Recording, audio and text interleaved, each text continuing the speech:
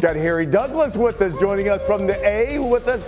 And you know what? Let's talk some football. And there is nothing better than Thanksgiving and football. So let's dish out some Turkey Day takes from today's 3 matchups. Harry, start with you.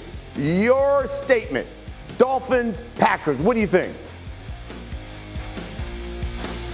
Tua Tagovailoa in this matchup tonight will outshine Jordan Love. Since coming back and playing in the 5 games, 11 touchdowns to 1 interception, does not have a game in which he's thrown under 70% from a completion percentage standpoint. So I really like Tua. I trust him more so than I do Jordan Love right now currently.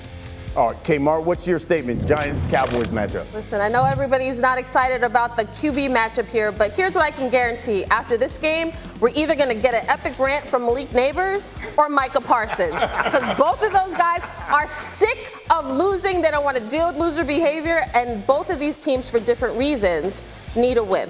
Damian, give me your statement. Bears-Lions. I'm going to just keep it simple.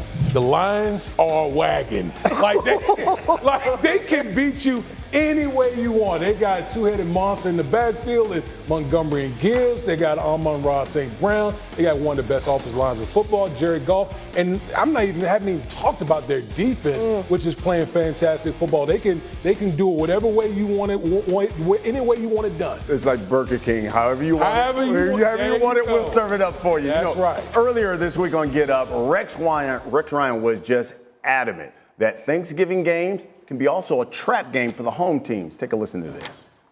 I would take all the road teams, and here's why. All right, over the last 5 years, 3-11, head up, all right, is what the home team is. Why? Because all of the other stuff, bringing families in, all of it, your focus is not there. When you're the road team, you're focused on the game. You've got everything else. Who's going to cook the turkey? Who's doing this? Who's doing that? I'm telling you, I've lived it.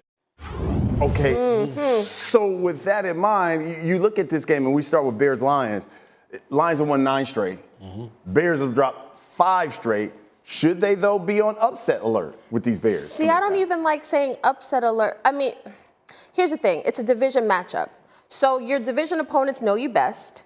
Those are the games that are usually harder to predict. So should the Lions be worried about the Bears? No, because you've basically established our offense can kill you any number of ways. Your head coach has literally said, we are not losing on Thanksgiving again. I will not go home to my wife being in a bad mood. Like, that trend has to stop. They've lost 7 in a row on Thanksgiving. I don't think it's about the Bears necessarily. I think the Lions, they have to make sure that they are focused on the fundamentals, that they do what they need to do, that they use Sonic and Knuckles, and Jared Goff takes care of the football.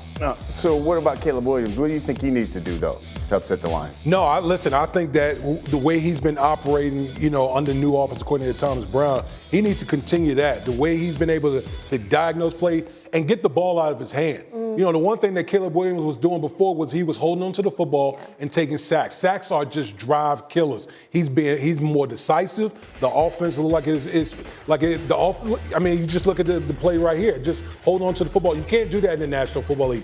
It's got to be 1-2. If it's not there, use your legs. And as an offensive lineman, you can't. No, the quickest way to get piss off offensive linemen is holding on to the football, okay? But he's not doing that. He's more decisive. He's using his athletic ability, and guess what? This offense has come alive. Now it's a totally different deal going up against this Lions team, because the one thing about the Lions just overwhelm you on both sides of the ball. So this is going to be a tough task for the Chicago Bears team. Harry, when you look at the last 2 games, especially with Caleb Williams, I think he's completing, 71% of his passes now or so. He's played a lot better. What have you seen that he's doing much better? Well, number one, I'm going to start with the offensive play caller and Thomas Brown and the phenomenal job that he's been able to do with Caleb Williams, putting him in the best positions to be successful, getting the ball out quick, throwing screens, getting the ball to the playmakers, and making sure they're a focal point of the offense, running the football when they have to as well. But I think for Caleb Williams, watching that film last week, he had some passes in which he threaded the needle. And it was just a thing of beauty to be able to see. I remember one play, Andrew Van Ginkel came scot-free on a blitz. Caleb Williams eluded the pressure, still kept his eyes down the football field, found DeAndre Swift for an explosive play. But I think in order to get a victory today, he has to play on script, take care of the football, and operate the offense, and give these skill position players an opportunity to be fantastic. So, considering the way they have changed, it seems like over the past couple of weeks, what about, do you think your decision or the thought on Eberflus, keeping him around? Do you think Matt Eberflus keeps his job? Considering they said, okay, got him a new OC, maybe we change